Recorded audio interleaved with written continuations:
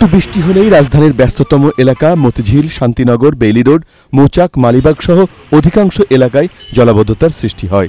সড়কগুলোতে হাঁটু পানি জমে, আর সেই জলাবদ্ধতার মধ্যে স্কুল, কলেজ কিংবা অফিসগামী মানুষের দুর্ভোগের শেষ থাকে না।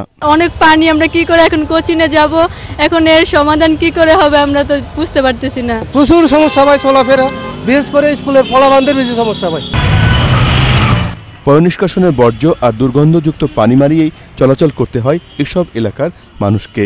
বৃষ্টির কারণে একে তো যানবাহন পাবার জো নেই, তার উপর যানজটের দুর্ভোগ থেকেও রেহাই নেই রাজধানীবাসীর। যানজট তো প্রচুর হইতেই আছে, এটা সবাই দেখতে আছে। বৃষ্টির জন্য স্লো হয়ে বাধ্য হয়ে যেতে হয়, তখনই জামটা বেশি সৃষ্টি হয়। আর যাত্রাবাড়ির ওয়াবদা কলোনির স্কুল, কলেজ ও অফিসগামী মানুষের দুর্ভোগ এখন চরমে।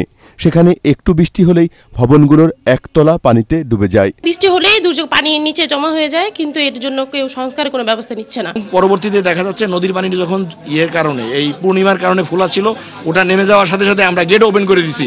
এখন গ্র্যাজুয়ালিও যাচ্ছে, ওইভাবেও যাচ্ছে। যদি তাই যায় তাহলে এই পানি খুব সহসাই আমরা নামাতে পারবো। ডিএনডি নামতে পারলে এইটাও আস্তে আস্তে নেমে যাবে। তবে ঢাকা ওয়াসা কর্তৃপক্ষ বলছে ড্রেনেজের কোনো সমস্যা নেই।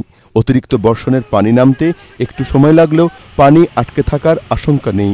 ড্রেনেজ সংকটের কারণেই একটু বৃষ্টি হলেই এভাবে শান্তিনগর মোড় কিংবা রাজধানীর বিভিন্ন নিচু এলাকা জলাবদ্ধতার শিকার হয়, আর এজন্যে দুর্ভোগের শিকার হতে হয় সাধারণ মানুষের।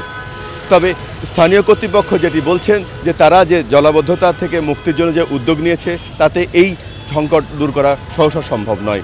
ফলে রাজধানীকে আর নিশ্চয়তা দেওয়া সম্ভব হচ্ছে না কবে তারা এই জলাবদ্ধতা থেকে মুক্তি পাবে। আরিফ হোসেন, এটিএন বাংলা, ঢাকা।